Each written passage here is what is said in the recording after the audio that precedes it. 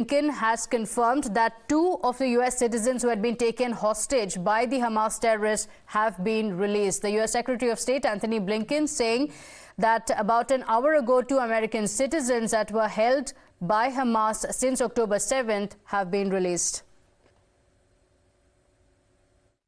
About an hour ago, 2 American citizens held by Hamas since October 7th were released.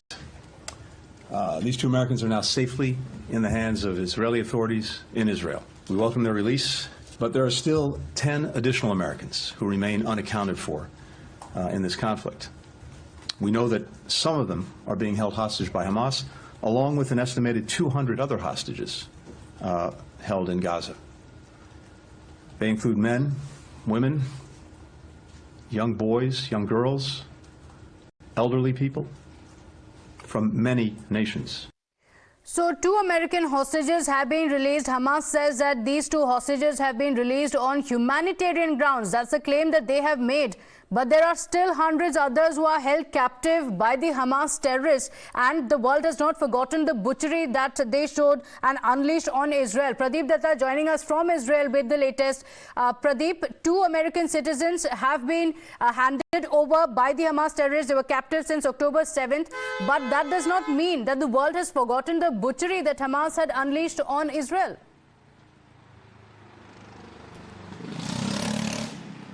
Yes, yeah, Pratibha, you're absolutely right. Nobody's going to forget the barbarism, butchery and brutality that these Hamas terrorists resorted to on October 7 when they infiltrated into this side of the border towards Israel. And when they started targeting women, children, they did not even spare toddlers. Many of them were beheaded and many of them were killed. And after that, they took some of them hostage also. 200 people are still in their captivity. 2 of them are released. Yes, it's a good news after a long time that something has happened in the war zone, because at least 2 people are returning home. They will be meeting their near and dear one. They were handed over. But if Hamas thinks that by releasing these 2 people on the humanitarian ground, they are going to whitewash all the crimes they have committed in the last few days, that's not possible, because the world is not going to forget. Because October 7 will always be remembered as the darkest day in the history of Israel and in the history of the free world.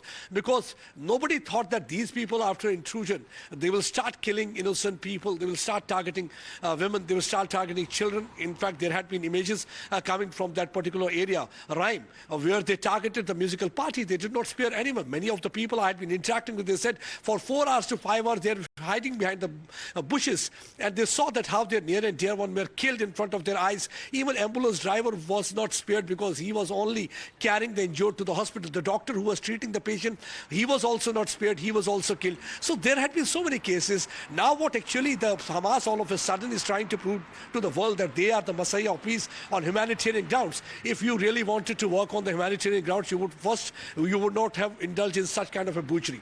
Second is, if you really believe in humanism, then you should have released all the hostages. Why you have kept that 9-month-old baby?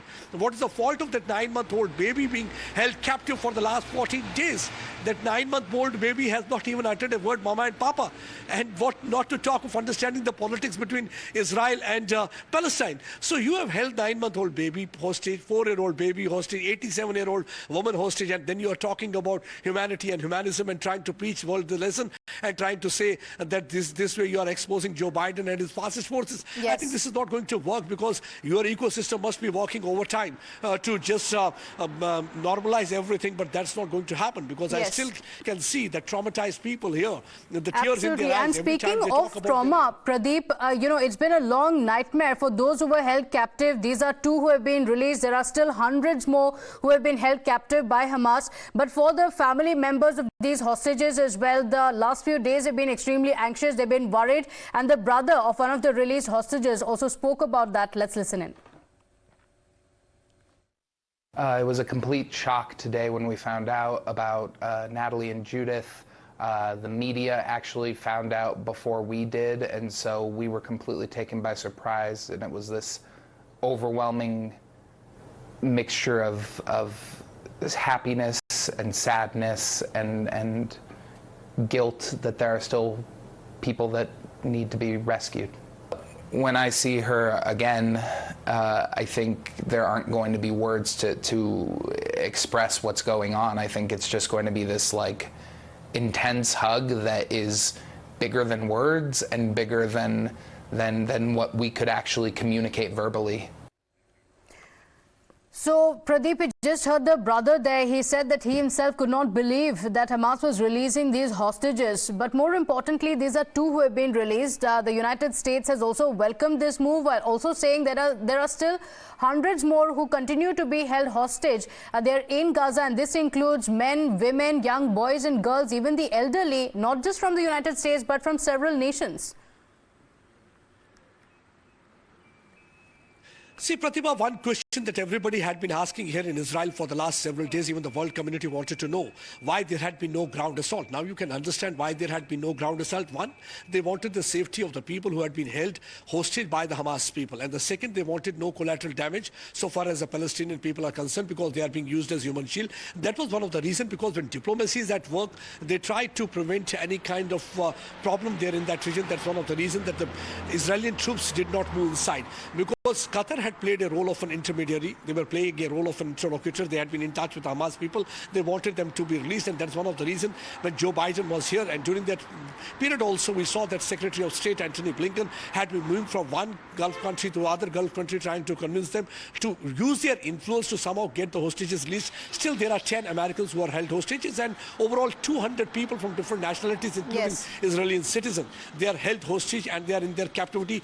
So nobody can really think of that all of a sudden they will be releasing two people, because if you look at the terror template, it's almost similar. Yes. You must have seen Yasin Malik killing Air Force people, then trying to project himself as Messiah of Peace and Mahatma Gandhi. And the same thing is being done by these Hamas people also. And the kind of modus brutality operandi is well quite similar. Taking Israelis by surprise, the surprise attack took place on a day that was a holiday for Jews, so to ensure maximum innocents are targeted. Pradeep, for the moment, thank you for joining us. Stay safe in Israel. Continue getting